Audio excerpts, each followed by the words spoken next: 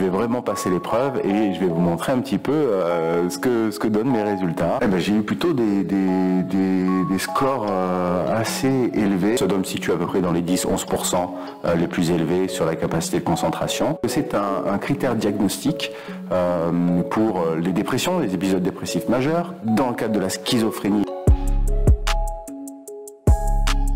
Comment et pourquoi les psychologues mesurent votre capacité d'attention et de concentration? C'est ce qu'on va voir aujourd'hui. Petite capsule au débeauté. Je vais vous parler de ça. Alors le pourquoi, en fait c'est important dans plein de domaines. Alors, bien évidemment la neuropsychologie, la psychologie clinique, la psychiatrie. Il y a pas mal de troubles et de pathologies pour lesquels c'est un des critères diagnostiques. La psychologie scolaire, les apprentissages, c'est absolument central, les notions d'attention et de concentration. Le recrutement, certains domaines d'activité, c'est une variable absolument centrale et pour certaines fonctions, c'est un très gros prédicteur de la réussite et de l'efficacité professionnelle.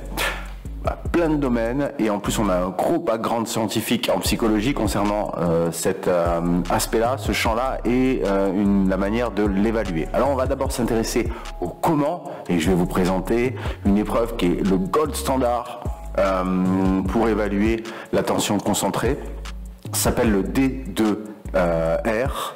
Alors hop, je vais me mettre sur la plateforme. Donc c'est un petit test, il y en a une version papier. Et il y en a aussi en version informatisée. Alors voilà, je vais prendre un sujet et je vais lui faire passer le D2. Alors je vais vous montrer l'intro et puis les petits entraînements comme ça qu'on propose pour passer ce test d'attention. Donc c'est un test qui est très simple. Vous avez des caractères qui sont proposés. Et en fait, vous avez ce qu'on appelle les caractères cibles, des choses qu'on doit cocher. En l'occurrence, c'est quand on remarque le D et qu'il y a deux traits. Alors ça peut être un trait de chaque côté du caractère ou deux traits en bas, deux traits en haut. Puis il y a des distracteurs, soit des D avec un nombre de traits différents, soit des P. Et donc l'idée, c'est bien évidemment de réussir à s'inhiber et de ne pas cocher les distracteurs et par contre de ne pas louper de caractères cibles, les D avec deux traits. Alors voilà, on va faire le petit entraînement ensemble. Après, je vais faire une petite ellipse et je vais m'auto-administrer cette épreuve qui est une épreuve très courte qui dure 5 minutes. Je vous montrerai un peu quels sont les différents résultats, les différentes dimensions qui sont évaluées quand on mesure comme ça l'attention concentrée. Et puis je vous donnerai un petit peu ensuite du détail, les pathologies pour lesquelles c'est quelque chose d'important et les champs en psychologie dans lesquels c'est une variable centrale. Alors voilà, petit exercice, la plateforme me dit ok, voilà c'est bien, là on t'entoure bien les caractères cibles, tu as bien compris que c'est ça qu'il faut cocher, bravo, idem. Ok, tu as bien compris que les distracteurs c'est les P et les D avec des nombres de traits différentes. Hop, là on m'enlève les roulettes, c'est à moi de repérer les D avec deux traits, bravo, bravo Malik. Et puis ensuite carrément on me laisse un peu plus de caractères sur lesquels je dois m'entraîner. Je vais vraiment passer l'épreuve et je vais vous montrer un petit peu ce que donnent mes résultats. Ok, je me lance.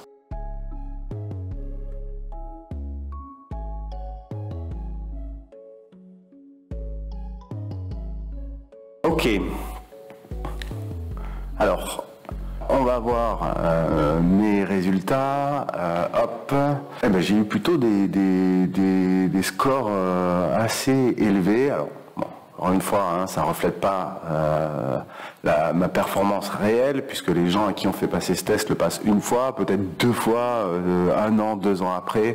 Moi, pour le coup, j'ai passé des heures sur ce test pour l'avoir programmé avec mes collègues ici et pour l'avoir passé plein de fois, ne serait-ce que pour vérifier que la programmation était fiable. Donc je pense qu'il y a un effet de testing comme ça, un effet d'entraînement. Alors je vais directement vous montrer un petit peu comment les résultats sont présentés sur le rapport. Voilà, je clique ici et hop, je me retrouve avec le rapport qui est automatiquement téléchargé. On va l'ouvrir ensemble. Voilà. Alors, il s'agit de résultats scientifiques, c'est une évaluation psychométrique, qui est une sous-discipline de la psychologie, la psychométrie.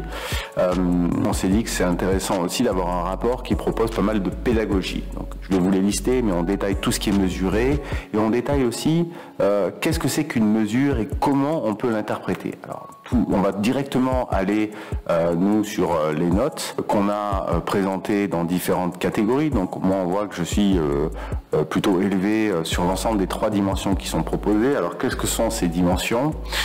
C'est d'une part la capacité de concentration, qui est en fait une note composite, qui est construite à partir de 2 indicateurs qui sont les 2 dimensions de base. C'est le rythme de traitement, très quantitatif, combien j'ai pu traiter de données, et 2 l'exactitude.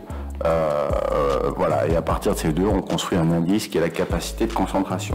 Là, en l'occurrence, je crois que j'ai été comparé aux personnes qui ont globalement le même âge que moi, parce qu'en fait, en psychométrie, et ça c'est important de le retenir, c'est pas les points qu'on va calculer en fonction du nombre de caractères que j'ai pu cocher ou ne pas cocher qui est vraiment important. Ça, c'est ce qu'on appelle un score brut. Vous voyez ici la note brute. Ce qui va nous importer, c'est la norme, c'est-à-dire où je me situe face à cette population de référence. Population de référence, on va le voir, qui est, et ça c'est le cas dans tout ce qu'on mesure en psychométrie, et c'est même le cas souvent quand on mesure quelque chose dans la nature, qui est répartie selon cette loi normale, selon cette courbe en cloche. En gros, ça veut dire qu'il y a beaucoup de gens qui se regroupent autour de la moyenne, et puis au plus on s'éloigne de cette moyenne, au moins on a de monde. Donc ça paraît évident quand je le dis comme ça, mais finalement c'est pas si intuitif que ça, mais il se trouve que c'est comme ça que se dispersent les caractéristiques comme l'attention, et comme la personnalité, comme le QI, comme plein de choses. Donc là, moi, on voit que ma capacité de concentration, je me retrouve quand même au-delà d'un écart type, parce que si on va aller dans le détail, les notes sont exprimées, là ici il s'agit de note T, donc la moyenne est à 50, l'écart type est à 10, vaut 10, donc avec une note de 62, je suis au-delà d'un écart type. Ça doit me situer à peu près dans les 10-11% les plus élevés sur la capacité de concentration. Alors ce qui est rigolo, je l'ai vu rapidement, c'est que quand on regarde le rythme de traitement isolé, je suis en dessous d'un écart type, au-dessus de la moyenne, en note T égale 59. Quand on regarde l'exactitude, je suis pile à un écart type, mais quand on regarde la note construite à partir de ces 2 dimensions cumulées, eh bien, je suis au-delà de cet écart type. C'est-à-dire qu'en fait, peut-être que dans l'échantillon de référence, on a des gens qui ont privilégié, par stratégie ou juste par, on va dire, facilité cognitive, on va dire, qui ont privilégié plutôt un axe qu'un autre, si on les compare à moi qui ai eu un résultat plus homogène, ce qui me permet, quand on construit un indice intégrant les 2 sous-variables, exactitude et rapidité de traitement, de me situer, on va dire, dans une portion un peu plus élevée de la population. Donc, voilà, la première chose, c'est ça. La deuxième chose, c'est quoi? Alors, on a aussi ce petit cadran qui est présenté ici pour regarder où on se situe. Donc là, on va dire que c'est une norme un peu condensée comme ça, sur un axe rythme et exactitude. Alors, intéressant aussi de voir cela. On regarde comment ma performance a évolué au fil des séries. Et donc on regarde un petit peu et on voit que bon, il y a quand même quelque chose d'assez homogène. Il faudrait comparer à d'autres rapports, mais on peut regarder sur certains profils, il va y avoir des trous attentionnels.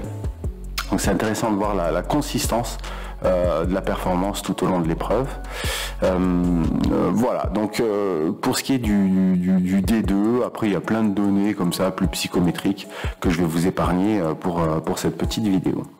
Alors, quand est-ce que c'est important? Quand est-ce que il est crucial de mesurer l'attention? Alors mesurer, ça dépend, mais en tout cas la considérer, là c'est important, je l'évoquais, en psychologie clinique et en psychiatrie. Vous connaissez sans doute le TDA, le trouble déficit d'attention avec ou sans hyperactivité. Alors, ça paraît évident que ce soit central là-dedans. Mais également, on remarque que c'est un critère diagnostique pour les dépressions, les épisodes dépressifs majeurs, dans le cadre de la schizophrénie également. Et donc, en termes de complément pour l'évaluation diagnostique, un outil comme ça qui mesure de manière objective et standardisée l'attention, ça peut être pas mal. Ça peut être aussi une mesure qui permet d'objectiver les progrès que quelqu'un peut faire. Par exemple, on met en place une remédiation sur les fonctions attentionnelles. Ben, c'est intéressant d'avoir fait passer ce test des 2 R avant, ou un autre test, mais c'est celui-ci que je connais. Et puis, un an après, avoir fait un programme de remédiation, de voir si ça affecte positivement la performance. C'est également, les fonctions attentionnelles, c'est également quelque chose qui va être affecté dans plein de troubles ou d'affections neuropsychologiques. Par exemple, quand on regarde les groupes cliniques avec tumeur, avec AVC, avec TC, avec trauma crânien, eh ben, l'incidence de l'atteinte peut être évaluée, ou en tout cas c'est un bon marqueur que l'attention concentrée pour considérer la sévérité de l'affection. On évoquait la psychologie scolaire, évidemment que les troubles attentionnels, je crois que c'est même ceux qui sont les plus cités par les enseignants.